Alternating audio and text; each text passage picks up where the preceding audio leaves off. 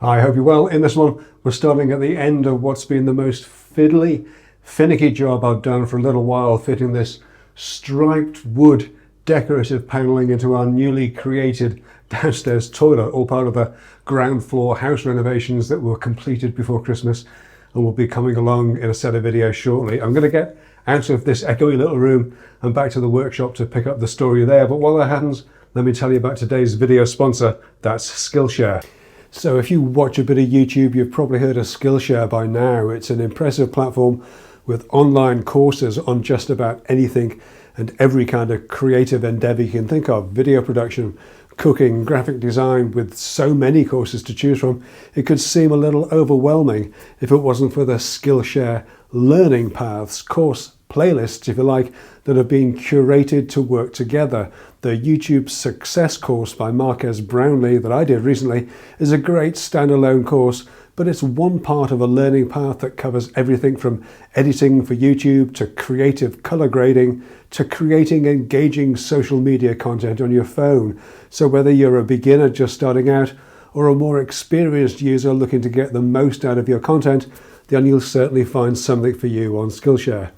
But you don't have to take my word for it. The first 500 people to click on the link in the video description will get a month's free trial on Skillshare to watch whatever you want, take as many courses as you like, attend as many classes as you can fit in to see if it's for you. And if you want to continue after the trial, then there are great value premium subscriptions available. So whether you're looking to learn more about something you already have an interest in, or if you're looking to learn new skills altogether, Skillshare will have something to help you out, and I'd like to thank Skillshare for helping me out and sponsoring this video.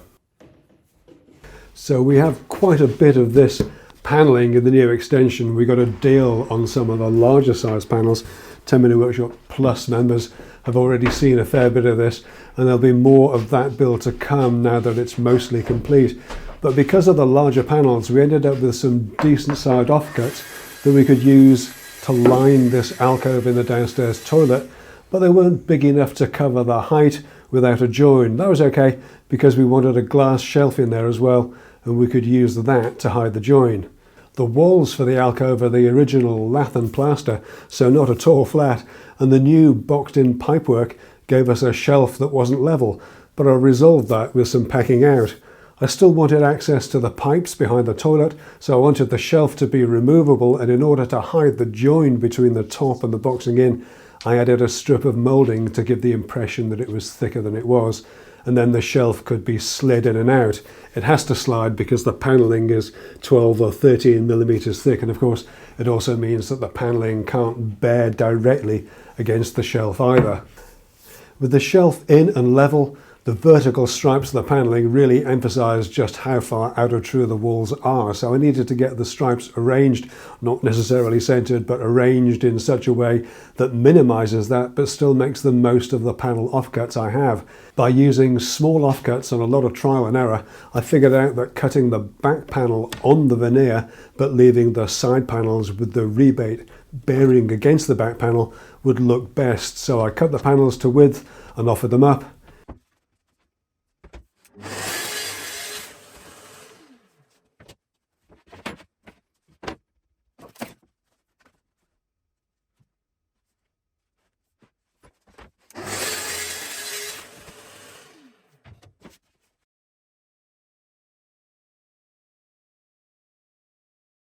Then with a laser level I could mark the height we wanted onto masking tape on the panels and cut them down to size. Now one thing I didn't want to see was the black at the edge of the side panels, so I made a bevel cut on the two outer facing edges so I could do a return bevel after it was fitted.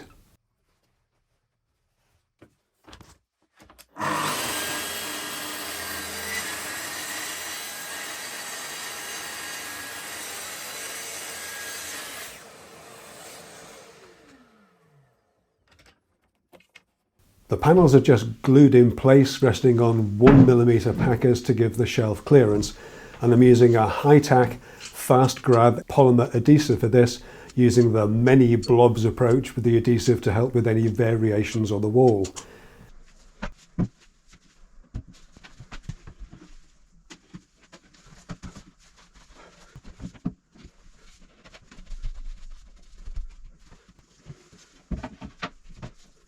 With all the bottom panels fitted, I could just check for level with my MDF shelf template.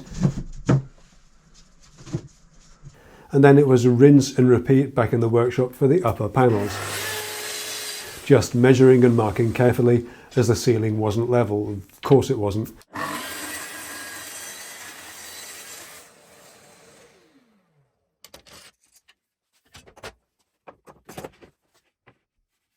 I also had to notch out the side panels where the LED light fitting was in the alcove and plane away the corners a little to allow for the wonky walls. And then I could offer everything up as a dry fit.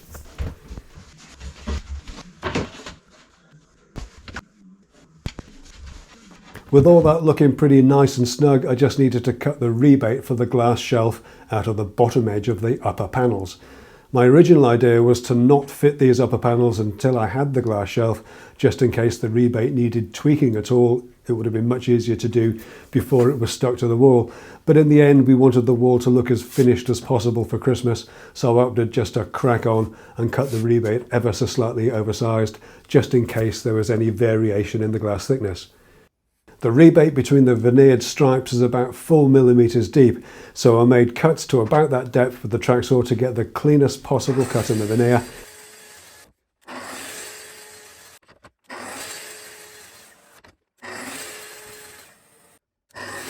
Then cleaned the rebates up with a couple of passes on the router bench.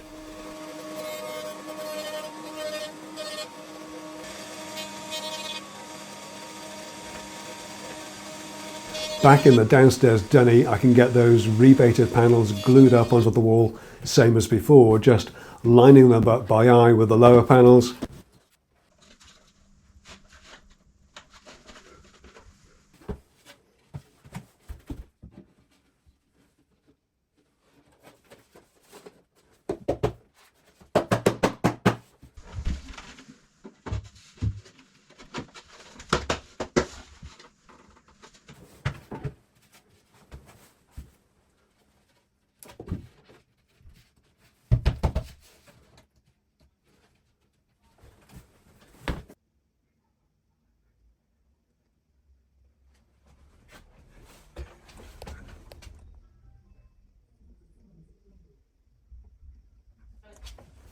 And then off camera, I've trimmed the shelf template to be a nice snug fit.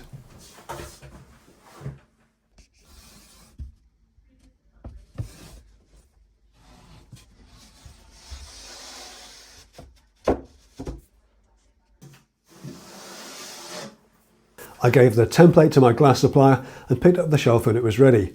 I'd fitted the bevel returns onto the edges of the side panels just temporarily over Christmas with double-sided tape, but it was such a strong fix, I broke one of the pieces taking it off, so I cut another and then trimmed that carefully to length on the little Festool table saw. Honestly, it's exactly this kind of fiddly little trimming cuts on an install like this that this saw is perfect for.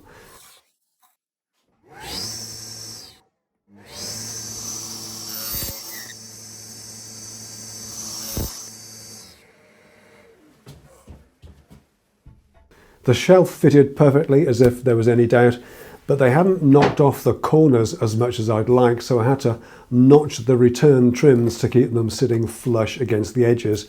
And as the double-sided tape had done so well before, I used it again, just easing each strip into position with a scraper.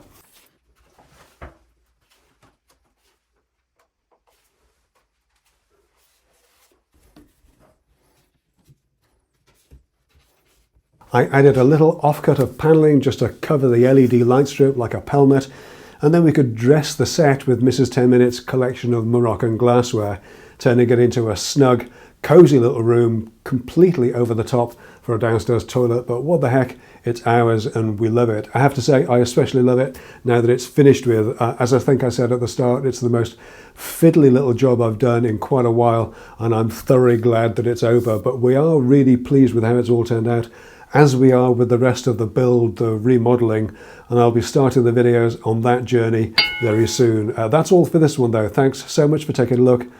See you all in the next one. All right, take care.